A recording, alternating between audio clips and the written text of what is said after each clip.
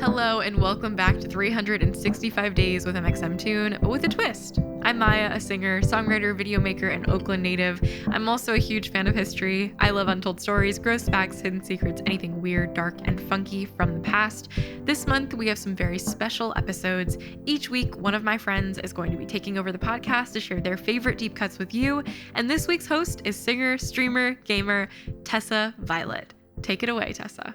It's 365 with Tessa Violet. New facts every day, so don't leave too soon. I'm gonna teach you stuff, no it won't be tough. Gonna go a year till you've had enough. It's 365 Tessa Violet. On this day in 2021, we're celebrating a very special milestone. The 100-year anniversary of the hormone insulin being widely distributed to the public. Back in the year 1921, the world looked very different for diabetics, or for people who have a medical disease that affects the way your body processes and stores blood sugar, also known as glucose. In people whose bodies are able to produce glucose normally, insulin, a hormone made by the pancreas, helps the glucose in food get absorbed into your cells to be used for energy. But in people with diabetes, your body either doesn't make enough insulin or can't use it as well as it should. This lack of insulin can cause a variety of scary and unpleasant symptoms, including weight loss, extreme thirst, fatigue, and blurred vision. If a diabetic's blood sugar becomes too high, they can also risk going into what's known as a diabetic coma, a life-threatening complication that causes unconsciousness. The known history of diabetes actually dates back to ancient times, with the first recorded symptom appearing in manuscripts from ancient Egyptians in 1550 BC. The name diabetes was coined by the Greek physician Apollonius of Memphis, who noticed that one of the disease's top symptoms was excessive urination and named it after the Greek word for to go through. Although diabetes has existed for centuries, the prognosis for those who suffered was grim.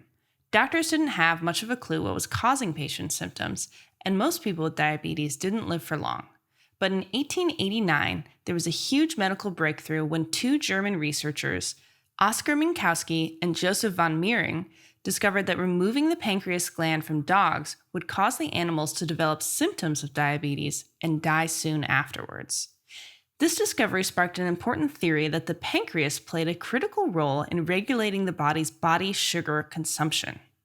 This led to the idea that the pancreas was the site where pancreatic substances, also known as insulin, were produced.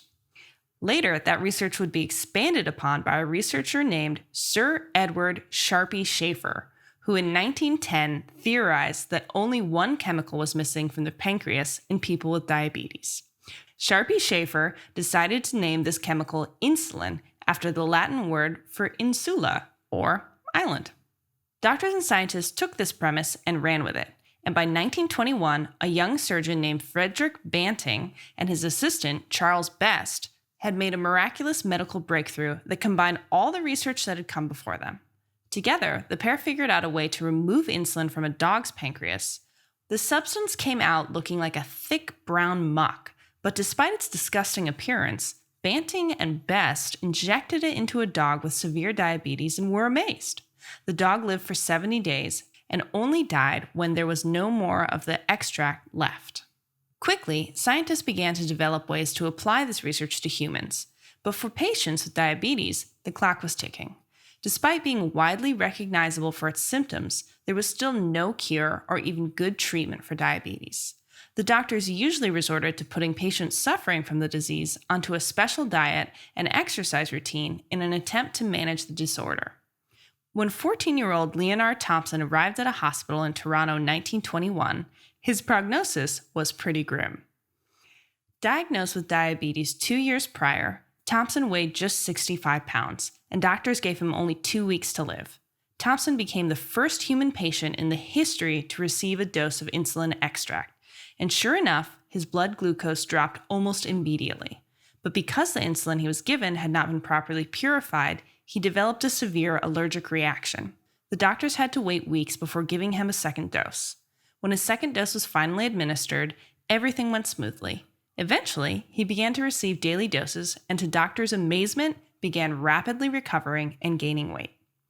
The University of Toronto eventually gave Banting and Best a license to mass-produce insulin and supply it to pharmaceutical companies. And the rest is history. By April 15th, insulin was commercially available to the general public afflicted with diabetes, and would go on to save millions of lives and become one of the greatest medical discoveries of the 20th century. And here's Kevin Morby. Hello, this is Kevin Morby. I love all of my records, but I would be lying if I said that there wasn't a special place in my heart for my album Singing Saw. In terms of my career, there's really a before Singing Saw and an after Singing Saw. It's also a record of firsts for me. It was my first time working with Dead Oceans. It was my first time working with my friend and producer Sam Cohen, who at the time was basically a stranger to me. And it was the first time sort of going outside of my comfort zone and working with new musicians who I didn't know, but I admired their playing. And all of these things at the time felt like a risk, but they're all a risk that brought a great reward. And I really trusted my gut as I went along with all of these decisions and let them sort of guide me to the completion of this album. I wrote it in Los Angeles about my neighborhood in Los Angeles called Mount Washington, and that is where I'm standing on the front cover. And it's an album that continues to be great to me and change things for me forever. And I'm so incredibly grateful to everybody involved and to the album itself. Okay, so April 15th in my life. I'm looking through my photos. I don't have much interesting to report besides that I looked very hot in some selfies this time last year. But besides that, I have a little song in my voice memos.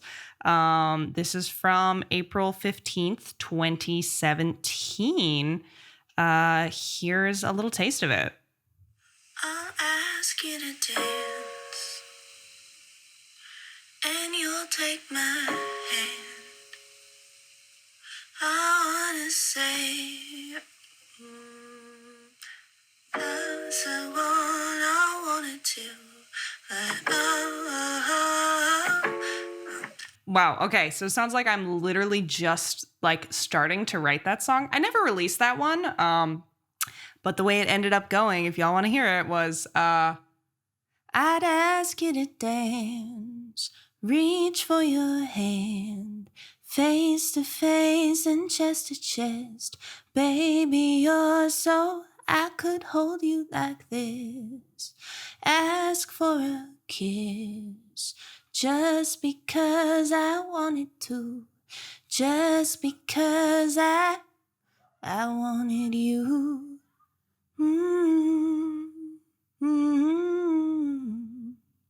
Yeah.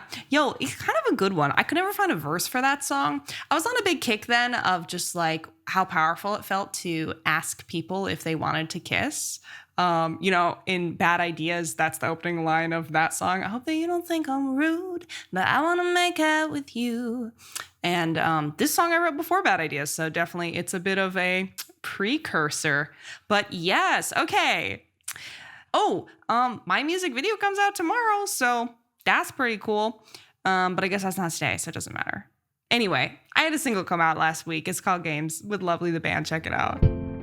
Yo, and that has been April 15th. This is your guest host, Tessa Violet. Y'all, I am a singer-songwriter. I just released a new song, Games, featuring Lovely the Band. You may know me from my songs Crush or Wishful Drinking. And yeah, that's me. Find me everywhere people are found, at Tessa Violet. Thanks for going back in time with me, and remember to subscribe wherever you listen to podcasts, and come back tomorrow for more stories from yesterday with your guest host, Tessa Violet. It's 365 with Tessa Violet. New facts every day, so don't leave too soon. I'm gonna teach you stuff, no it won't be tough. Gonna go a year till you've had enough. It's 365.